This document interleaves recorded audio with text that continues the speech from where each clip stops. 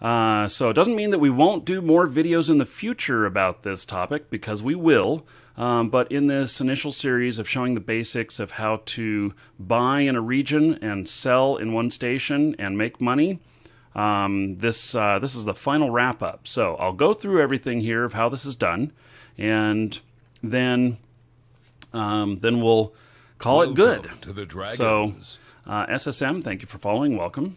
So, okay, so this character here, right here, he has some okay trade skills. Welcome to the dragons. And he's got retail, retail 5, trade 4.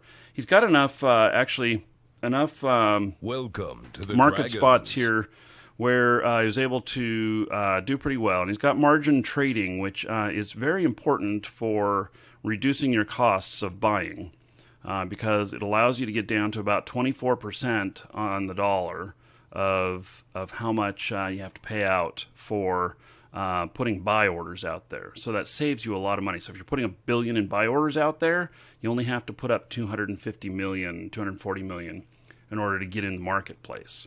Doesn't mean you don't need to cover all of that, because you do, but it allows you to hedge bets on stuff that you may not be sure of whether or not you're going to be able to buy. So, let's see. Shadow Lover and Frozen Waffle Sauce, thank you for following. And, okay, so we've been doing transactions. We've had items here, which let me look at the items here. These are the items that he has been buying, that we identified firstly as being something that is consumable. So all of these, for the most part, are consumable. That what may not be so consumable is like these arrays, the 2 arrays in the silo. So those were something that just noticed there was no competition, higher dollar amount, and thought we would try. We did not successfully buy a single one of them. But on the stuff that is consumable, such as the Amar fuel blocks, Galante, and Minmatar, Caldari was too high priced. We ended up not doing it. And this RAM, the RAM is consumable in manufacturing, and so is this Tritanium Deliberite armor plate. And so all of these are stuff that people need regularly. Either they're buying them as replacements, or they are buying them for manufacturing, for selling goods. And a great example of something that is replaced often is ammunition. You go through that very, very quickly.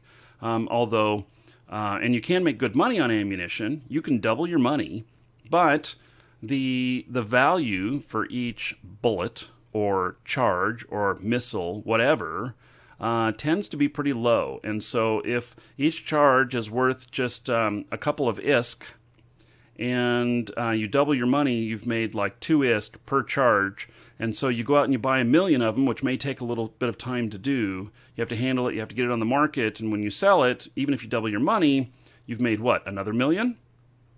Not very much. So you need to find the items that are bigger. Like, what if it was 1 million per charge, or anything, or even these fuel blocks. So these fuel blocks right here, we'll take a look at this. So we had been buying at 6,150. We made several buys at this. I had to put up the order a couple of times during this last 30 days. And buying in the 6,000 range, and then reselling in the 14,500 range. And so that was more than doubling the money each time. By the way, I've been asking all along to please not copy these particular items within JITA, which is where I was doing it. Now, they're open to everybody. But I'll tell you, all of you who jump in right now, it's going to be worthless to everybody. You're going to have a whole bunch of competition. Anyway,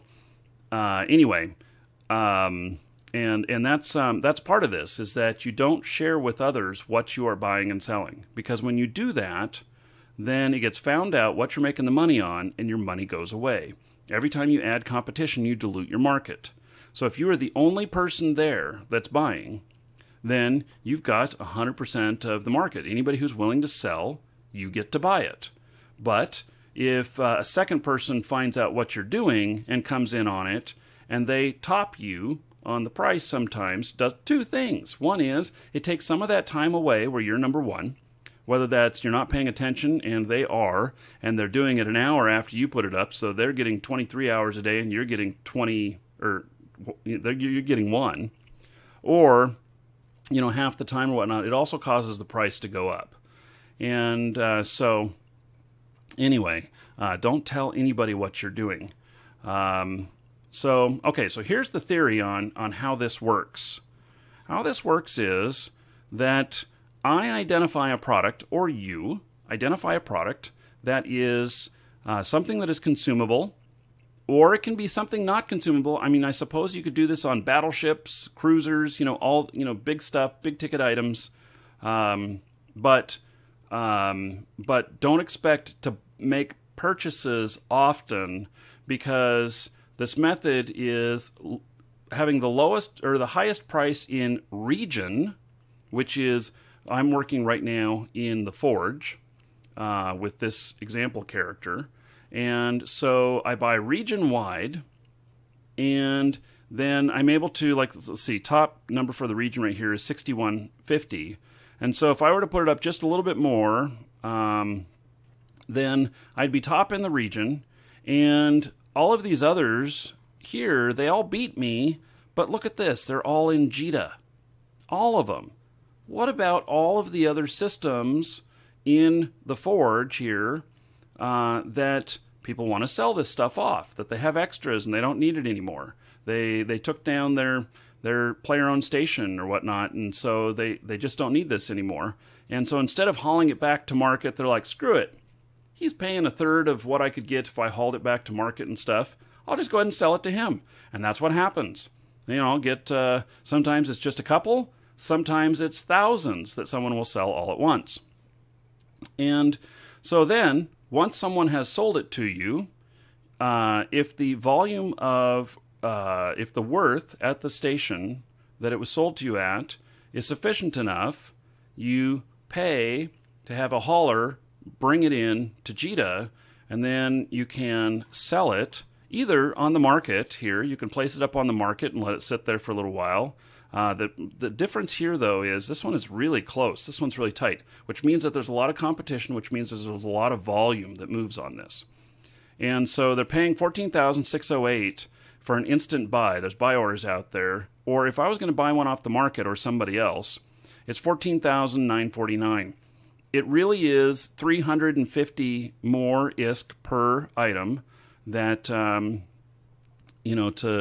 put it up here on the market. It takes a lot more time to sell it, plus you're going to pay broker fees, where you have no broker fees if you sell instantly to the highest buyer.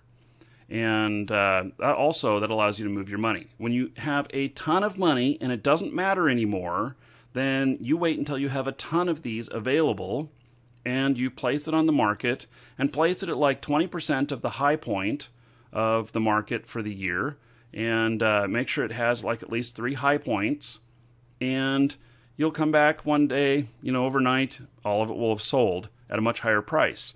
But that may not make you more profit. The reason is because when your money is tied up in the market, it sits there, it's not working for you. It's not making anything for you. And if, for instance, you can get the volume to where you can sell all of those, and then you can buy that many more, and then you can come back here and sell them instantly, and then you can go out and buy more across the region right away, you can make more profit by turning the money over faster. So that is, those are some things to consider. Now, there are other things like when it's not within 20%, like if this spread between these two was greater than 20%, then I may choose to just sell it on the market, to put up the buy order or the sell order. So we had these different items here. We did pretty good. Let me actually look at the transactions here, and so it looks like that on the 24th, which is 3 days ago, when we sold these. This was actually the last episode. We've only bought one more thing since then. So sometimes the market is really dry, sometimes it's not. And it may be, let's look at this and see, let's see, I'm the only one there. The only one there, this guy's doing it within 5 jumps. He has a minimum 100, So that does, in certain circumstances ace me out. Highest there. It's just that there's just not a high enough volume on these items. So I can tell you that my main merchant character, which, by the way, does not deal in any of these items that I gave examples on, like yesterday, I made 700 million in doing this kind of trading. And now I have 34 billion worth of stuff on the market right now. So, it's a far cry from the 100 million that we started this guy out at. And he's at 150 cash right now. He's got other assets, so we're going to have to see what assets he has. And then, we'll figure out how much he's worth here. So, anyway, you need to find the items that move over quickly. I have one other person who is probably watching the show right now. I will not call him out because I don't want you guys to know what he's doing. But he's found a particular product that he's specializing in, and he says he's making good money on buying, transporting in, and reselling. So that is kind of the formula. The only other thing to keep in mind with the formula, one is you can move all this product yourself if you want. And so you can save the hauling fees if you move it yourself.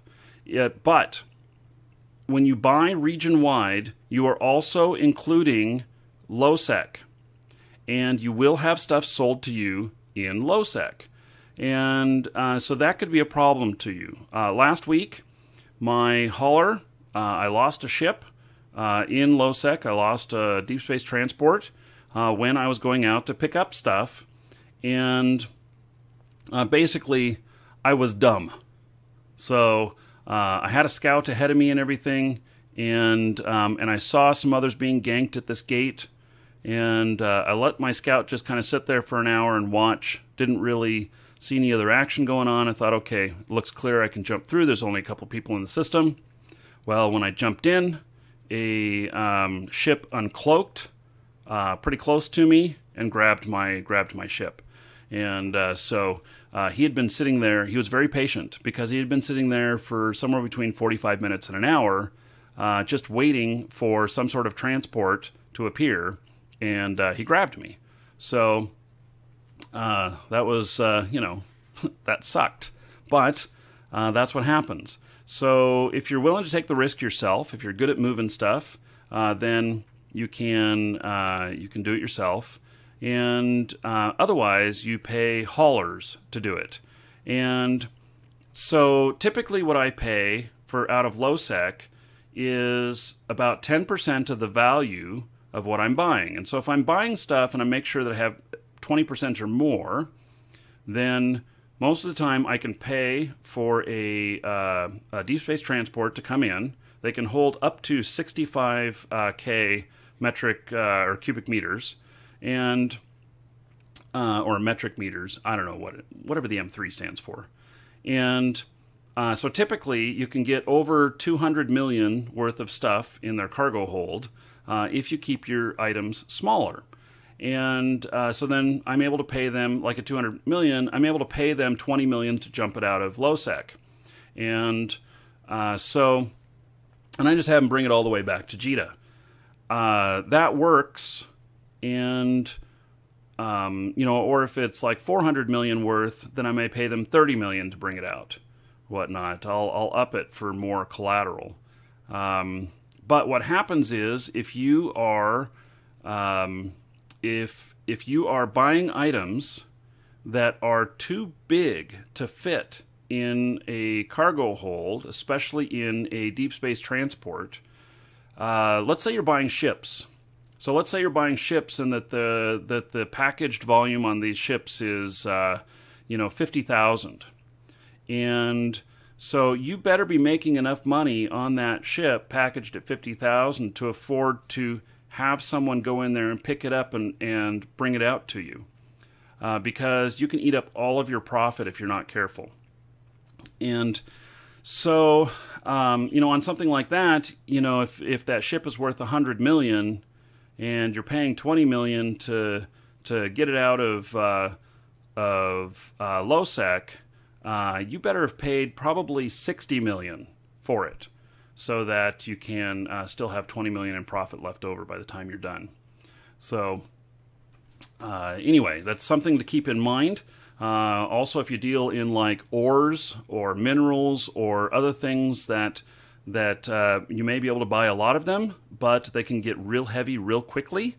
Welcome to the Dragons. That's something to consider.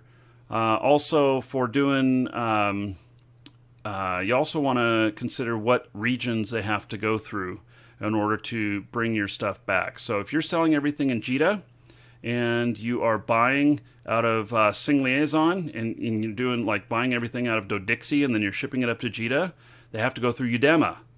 And going through Udema is a huge problem. That is where many of the freighters get ganked. In fact, that is the highest ganked freighter system there is.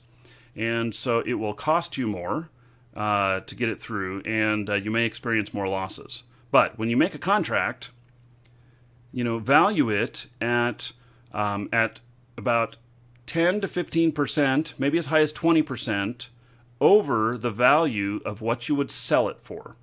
So if you bought it for, say, 60 million, and it'll sell for 100 million, then in your contract, value it at 115 to 120 million. And that way, the hauler has to put up the collateral for that, and then if they get blown up, if they lose their ship, if they fail to deliver it in time, then you get paid that amount of money. And if it is something that's very important, that's very hard to get, that holds up production or something like that, if you're manufacturing, and if you don't get that you're going to suffer a lot more losses, then maybe you would price it higher. Although if you start going too high, you'll start getting called out by the haulers as potentially gank contracts. The way around being identified as a gank contract is to always give them 2 days to deliver. That way, even if it's out of low sec or it's high sec but going through a pinch point, then with 2 days to deliver, it's very unlikely that someone is trying to set you up on a gank contract for that. And if you don't know what a gank contract is, look on my Markee Dragon channel and look up gank on there, and I have a few videos about how to spot and identify gank, gank contracts. So, okay, let's take a look here. I do have a bit of stuff. He is that he's purchased. I'm obviously not going to get it all to market today to do a final cash out, and but let's see how much money this guy made. And I'm using the application JEVE Assets, which on my Twitch channel, it's a link below the video. And it's just called Eve Assets on there. So I'm going to update it right here. This is taking into account all of my assets, all of them, all over the entire game, and assigning a value to them. And then we're going to be able to look at my total worth with this character. So the first thing that we're going to see here is that I was worth a hell of a lot up here, and then it dropped pretty considerably. The reason for that is that I had a freighter on this account, and it kept fluctuating in price, in value, and so it caused big fluctuations because it was valued sometimes at 1.35 billion, other times as high as 1.45 billion, and it made it pop up and down.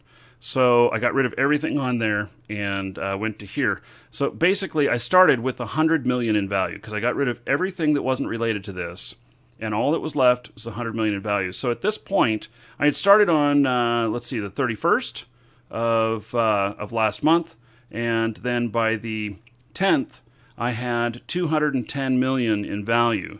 Now, I haven't done a very good job since that, because I've got 210 million in value, and what am I worth today? Only 229 for the second half of this. A lot of that was that I got lucky, and I bought some stuff that I was able to turn around and make a whole bunch of money on very quickly. Now, to counter that, I don't have this same problem on my main character, and the reason is because my main character is buying hundreds of items, and so some things sit for 30 days before you make a buy on them, and then when you do, you make an extreme amount of profit. But you have to wait for those to come around. And so we just haven't hit another one of those. We could have, what really got lucky, I mean, I made like 80 million of this on one transaction. And that's how it works. You know, you get a few real lucky ones, and then you put all the stuff in between. That's kind of the day-to-day. And so on my main character, day-to-day, I make 200 million. But like yesterday, I made 700 million. And that was because I got some lucky buys. And so another way to look at this too is what's happening in the markets and market changes and taking advantage of those. That's maybe a whole nother series though. So, okay, so that's he hasn't gotten much more. Now the way to use this application to figure out where your stuff is so that you can move it is to go to the tree, and then it tells you where you've got stuff at and how much volume and how much it's worth. Typically on my main character, I won't move anything that has less than 100 million value. And so on here though, in low sec, I won't move it unless it has at least 200 million. Now, it looks like I really only had one buy here that happened in low sec. And obviously these things are not going to get transported out. I mean, there's nobody that's going to do it. I'll just pick them up next time I'm flying by. And this program again is Eve Assets, which there's a link underneath the video here on Twitch. So I'm able to see here what systems has the value, and then I'm able to look, and if there's multiple, sometimes there's multiple systems. So let's see here. Like here, there's multiple stations. And see, unfortunately, you can't get one contract to pick up from both stations, which is very unfortunate. You have to have them pick up from just one. And so basically you got to check and make sure that you have that much stuff in there. Now, this one right here, if I was working on the real cheap, the one at Osman, you know, maybe I should just go out and pick it up myself. Actually, all of these, I could just make some route and I could just pick up everything. But if I wanted to pay for a hauler to come out, it's, you know, I'd value it at about 4.5 million. I'd list it as kind of a newbie run, and I'd probably pay, you know, 500,000 to have it moved in. And so the items here, let's see, a Mar fuel block and Mimitar fuel block. So both of these I was buying, and I was more than doubling my money. So it was about 2.5 times my money, and so I could pay the 500,000 to have this shipped in and then sell it and then still make profit. But is it worth your time? So in this example, you just this is just an example. But if I was doing this for actually making money, then I would wait until it's worth touching it, because your time is money. That is part of this whole equation. So, okay, so that is it. Let's see, what did it end up at? The final value here is 229 million. Started with 100 million, so in 30 days turned 100 million into 229 million. That includes buying a couple of skill books he needed, and other than that, and paying, you know, transport fees and everything. And so there we have it, 229 million. And so hopefully you can see how you can make a lot of money with that and start market trading. So, okay, well, I hope you enjoyed this series. And so thank you for watching. Feel free to, if you have questions, feel free to email me, markeedragon@markeedragon.com, and may take suggestions for other ideas of what the next series we may be, or what we might review just in a single video, and take it from there. So, all you on YouTube, this is the end of this broadcast. Come join us over on Twitch. There's a link in the description.